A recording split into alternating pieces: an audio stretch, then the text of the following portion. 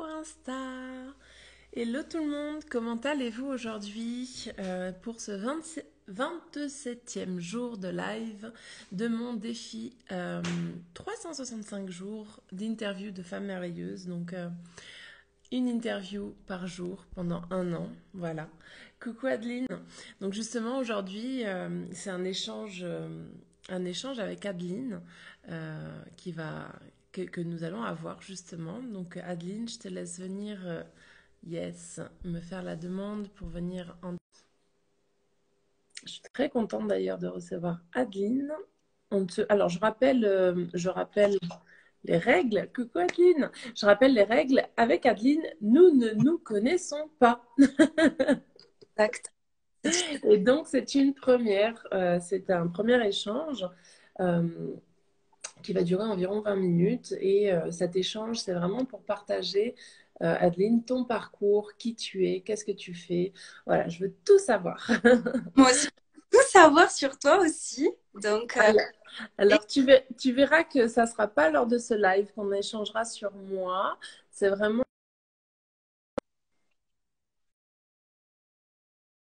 moi, j'ai fait une fausse manip.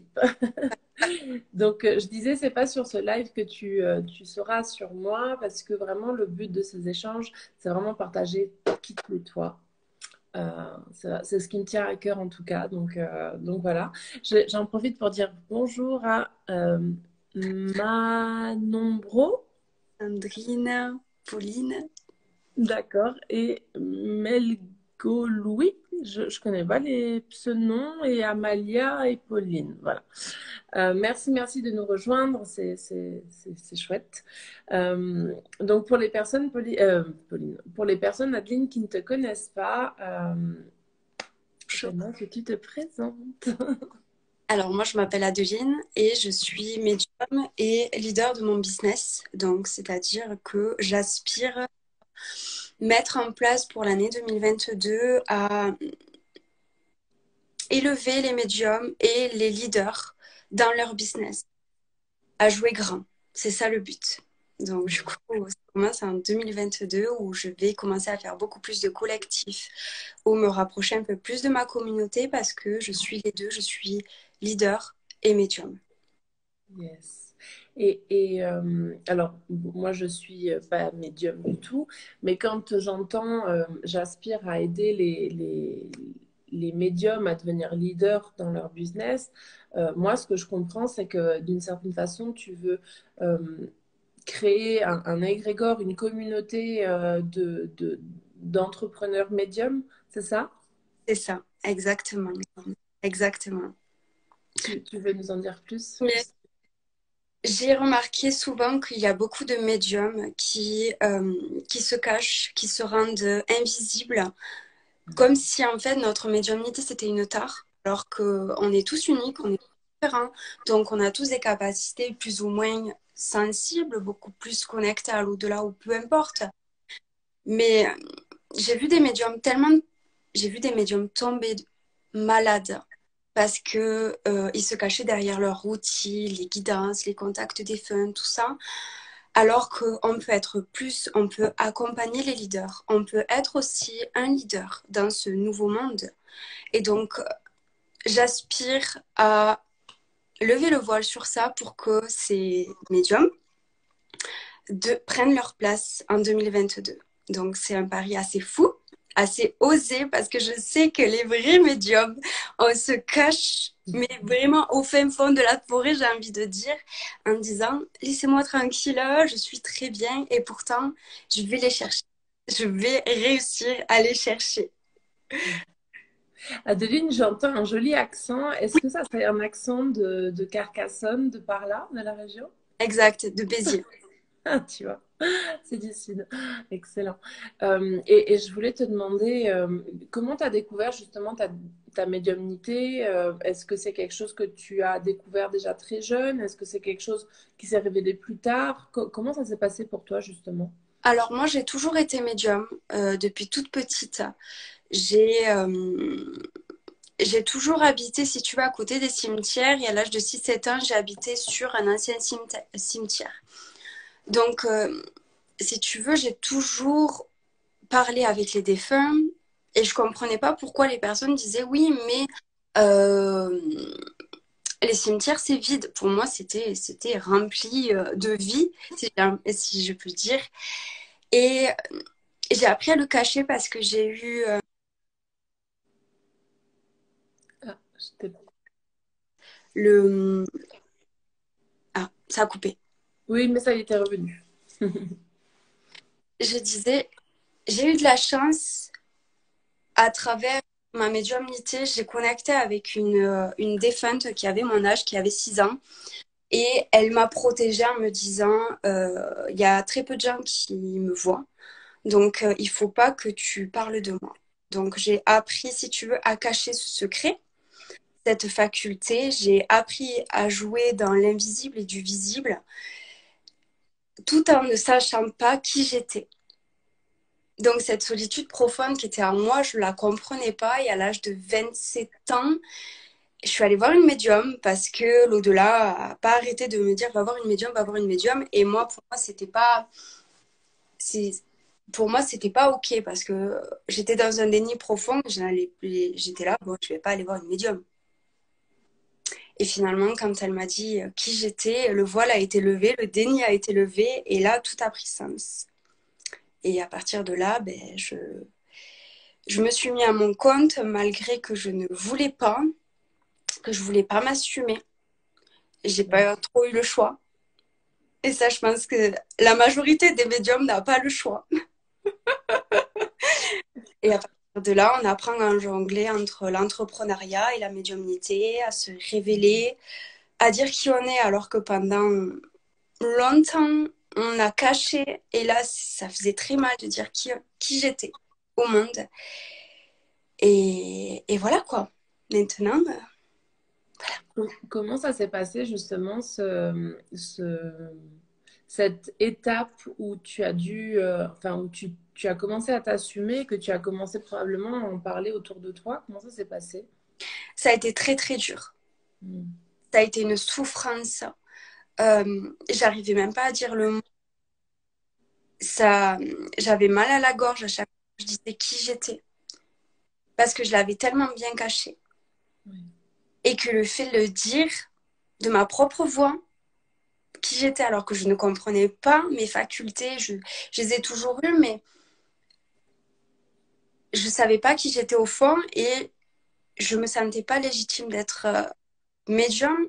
Et pourtant, je l'étais. C'était ambivalent. Mais ouais, j'ai appris, ça a été dur, mais petit à petit, on s'y fait. Ouais. Et selon toi, qu'est-ce qui a fait justement que tu as réussi à franchir ce cap de je m'assume dans le privé et je commence à m'assumer dans le professionnel, tu vois, il y a vraiment un gap. Comment tu as fait pour réussir à franchir ce cap? Je dirais qu'en fait, je me suis pas laissé le choix. J'ai fait confiance à l'univers, j'ai fait confiance à l'au-delà, l'invisible, puisque c'est eux qui m'ont mis un coup de pied aux fesses pour que ben, je puisse apporter et accompagner d'autres médiums, accompagner des personnes aussi. Et du coup, j'ai joué avec l'au-delà. J'ai joué avec l'au-delà en disant, ben, si je suis comme je suis, ben, on verra bien. Apportez-moi du monde.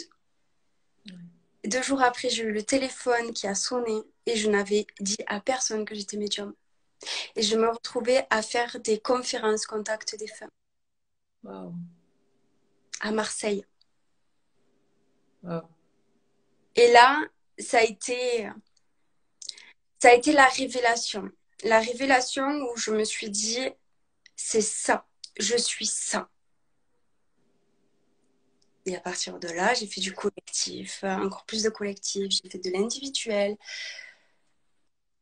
j'ai fait beaucoup de choses. Et aujourd'hui, je veux transmettre aux médiums, aux leaders, qu'on peut être grand et que des personnes qui n'ont pas forcément la médiumnité, mais qui sont âmes dans un corps, peuvent marcher avec l'invisible et le visible et se connecter dans l'immensité. Mm. Donc je fais ce pari-là. Et j'adore. J'adore, je me réjouissais vraiment de cet échange parce que le peu que j'ai vu justement sur tes réseaux, ça, je te trouve hyper dynamique et j'aime bien ta position assez franche sur ce sujet finalement qui est un peu caché, un peu tabou. J'ai l'impression que c'est pas quelque chose de standard ou de naturel et du coup les gens, voilà, ils cachent un peu, ils osent pas trop dire. Voilà, je pense il y a une partie qui fait un peu peur, il y a une autre partie voilà, les gens ils se disent non mais c'est un peu loufoque. C'est ça. Euh, et du coup, c'est vrai que moi j'ai beaucoup aimé récemment, tu as fait un post justement que j'ai beaucoup aimé et que j'ai partagé à d'autres personnes, médium aussi, parce que bah, moi je crois aussi en la collectivité finalement et plus on est, alors moi je suis pas médium, hein, mais en tant que coach, plus on est à faire ce métier, finalement, plus on rend service à la communauté, au monde. Donc c'est pour ça que j'ai vraiment cette croyance aussi. Et, euh, et voilà. Et aujourd'hui, donc du coup, donc ça fait combien de temps aujourd'hui que tu accompagnes les médiums? Alors, ce qui est drôle, c'est qu'au début, lorsque j'ai commencé à être entrepreneur, j'ai commencé à faire des ateliers où ça s'est appelé les nuits spirituelles, dans l'espoir où des médiums qui ne comprenaient pas leur médiumnité franchissent la porte. Yes. J'ai eu aucun médium qui est venu durant un mois, un an, un an. Wow. J'ai commencé à faire de l'individuel et à partir de là, j'ai connecté de façon invisible à connecter avec des médiums, à les faire grandir, à leur donner en fait qui sont leurs capacités, parce qu'on est tous uniques, on a tous des capacités uniques aussi. Et, euh, et du coup, en même temps, on me parle et je sais plus. C'était quoi la question? On est en train de te parler là tout de suite? Oui, oui, oui, oui. Ah, Ah, mais d'accord. Excellent. C'est pas trop perturbant d'avoir plusieurs personnes qui te parlent en même temps? on s'y habitue. J'ai toujours si tu veux, j'ai toujours vu les énergies, j'ai toujours entendu les guides, j'ai toujours entendu les défunts, donc du coup, on s'habitue. Un pas dans l'invisible, un pas dans le visible, et on marche ensemble. C'est génial, j'adorerais. Franchement, enfin, voilà, j'ai le sourire parce que bah forcément, je sais pas ce que c'est, je sais pas ce que c'est que de vivre ça. Et il y a un côté en moi qui me dit, oh là là, mais j'aurais peur. Et il y a un autre côté en moi qui me dit, oh, mais j'adorerais savoir ce que c'est parce que, bah, voilà, il y a ce côté aussi curieux que je pense ont beaucoup de personnes. Et quel est le message que tu aimerais nous faire passer aujourd'hui? J'ai canalisé il y a quelques semaines de ça un message qui représente vraiment ce à quoi je veux amener. Et ça serait plutôt nous sommes et un et nous. Je pense que cette canalisation, cette phrase veut tellement tout dire Mm. parce que nous sommes absolument tout, mais ensemble. Yes. Elle est très très belle en plus. Et ouais, elle vibre, elle résonne fort. Elle résonne très fort. Ok. Aujourd'hui, où est-ce qu'on peut te contacter? Est-ce que tu travailles uniquement sur les réseaux? Est-ce que tu travailles en présentiel? Comment tu... Alors, je travaille vraiment sur les réseaux parce que ça me permet aussi de connecter avec le monde, je dirais. Donc, je fais des consultations dans le monde entier. Ok. Mais je vais lancer mes nouveaux programmes aussi en réseau. Et j'ai l'espoir de faire aussi tout ce qui est présentiel, des conférences, mais dans tout ce qui est reprogrammation. Pardon, reprogramme. Je vais y arriver. Reprogrammation pour connecter l'âme à travers le corps, pour que ça soit plus le corps qui domine l'âme, pour que l'âme domine le corps. J'ai commencé Wow. ce travail-là. Mon entreprise a ce projet-là, a cette vision-là. Et je ne suis que le matériel, hein. Je suis que le corps de mon entreprise. Donc, du coup, je vais connecter et j'ai le projet aussi de mettre ça en place pour ben, pour les personnes, pour les leaders, pour les personnes qui veulent vraiment expanser dans l'invisible et le visible. Excellent, magnifique. Euh, magnifique. Et est-ce que ce sont des programmes qui sont réservés uniquement aux médiums? Est-ce que ce sont des programmes qui sont euh, ouverts à tout public? Comment ça se passe? Alors, dans un premier temps, le premier mastermind que je vais mettre en place en février, ça sera pour les médiums, pour qu'on ait cette communauté, pour qu'on puisse s'enrichir ensemble, s'apporter. Ensuite, ça sera à tout le monde les autres programmes, à toutes les personnes qui veulent devenir des leaders, à toutes les personnes qui veulent marcher dans tout ce qui est dans l'énergétique, dans absolument tout, parce qu'on ne va pas connecter juste le corps et l'âme, on va connecter l'environnement, le lieu, puisque j'adore tout ce qui est lieu aussi, parce que il y a tout, il y a tout qui nous connecte. Donc, Quand tu parles de lieu, comment enfin, qu'est-ce que tu entends par le lieu, on est connecté à un lieu? Qu'est-ce que ça signifie? à ça, Ok. à ça, tu sais, j'ai plusieurs casquettes parce que on a tous plusieurs casquettes, on n'est pas que dans une seule case. Et je parle aux lieux depuis l'âge de 6 ans. Et je te garantis que les lieux, ils ont une voix, ils ont une âme. Et c'est les lieux qui t'attirent et non les... c'est les lieux qui te choisissent. À Hmm. partir de là, j'ai l'espoir aussi de leur redonner, si tu veux, leur place. Parce que si un lieu est connecté à toi, ce n'est pas rien. C'est pour qu'il t'apporte, pour qu'il soit ton allié. Et tout ça prend. La terre aussi est énergie. Si tu vas sur un certain pays, une certaine région, c'est parce que tu es connecté à cette terre en tant qu'homme. Et le corps marche pour qu'il y ait cette connexion. Excellent. Donc il y a plein de choses à apprendre. Ouais, je vois ça et c'est super intéressant parce que tu vois, quand tu connais pas, moi je connais pas forcément, bah, je me pose des questions et ça m'interpellait ce que tu disais justement. Euh, ok, on arrive gentiment à la fin de ce live. Ça passe trop trop vite, je trouve, à chaque fois. Euh, euh, J'aime bien vous demander quelles ont été trois personnes qui vous ont inspiré à être sur le chemin où vous êtes aujourd'hui. Ça peut être des personnes physiques, des auteurs, des livres, enfin peu importe. J'aime bien Mélanie Ann Lyer, Sophie Chag et le côté beaucoup plus rustique, je dirais Tony Robbins. Yes. Et là, tu viens de me parler de trois coachs. C'est intéressant pour une médium finalement, parce que est-ce que tu as aussi la casquette de coach ou pas? Pas encore. Pas encore, pas encore. Pour l'instant, je veux vraiment cibler le collectif. Après, je pense que la casquette de coach, elle verra le jour, un jour ou l'autre. Du moins, je pense fin d'année, on me dit. Fin d'année ou l'année prochaine, en 2023. Mais pour l'instant, c'est le collectif qui va primer. Et ensuite, ça sera de l'individuel. Ok. Mais je trouve que les coachs, c'est tellement formidable qu'il faut.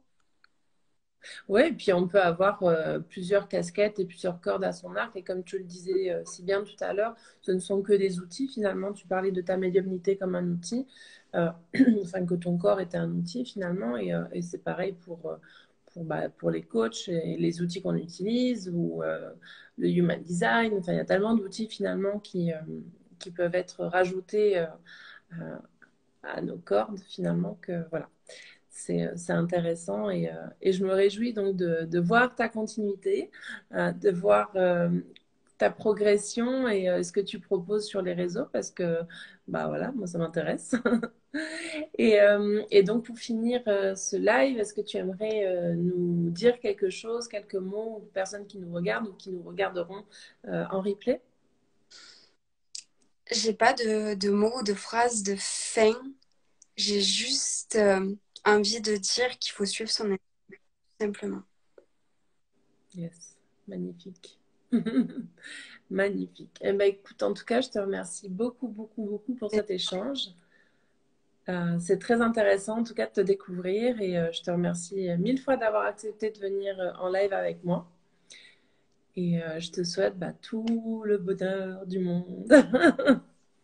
Merci à toi, Hélène, de m'avoir invitée surtout. Et, euh, et à très vite, je l'espère. Ouais, j'en suis convaincue. Merci beaucoup à toutes les personnes qui étaient présentes. Vous pourrez regarder en replay donc le live aussi bien sur mon compte Insta que sur YouTube. Je crois qu'Adeline va le mettre aussi sur son compte YouTube. Adeline, viens mettre en commentaire tes coordonnées pour que les personnes puissent te trouver. Et puis aussi, si tu veux nous marquer les personnes que tu nous as partagées, qui t'ont inspiré, ça serait intéressant pour ceux qui ne les connaissent pas. Et puis voilà. Merci Marche. beaucoup. Belle journée à vous et tout bon, comme on dit en Suisse. Je fais des gros bisous. Merci, Hélène. À bientôt. À Ciao.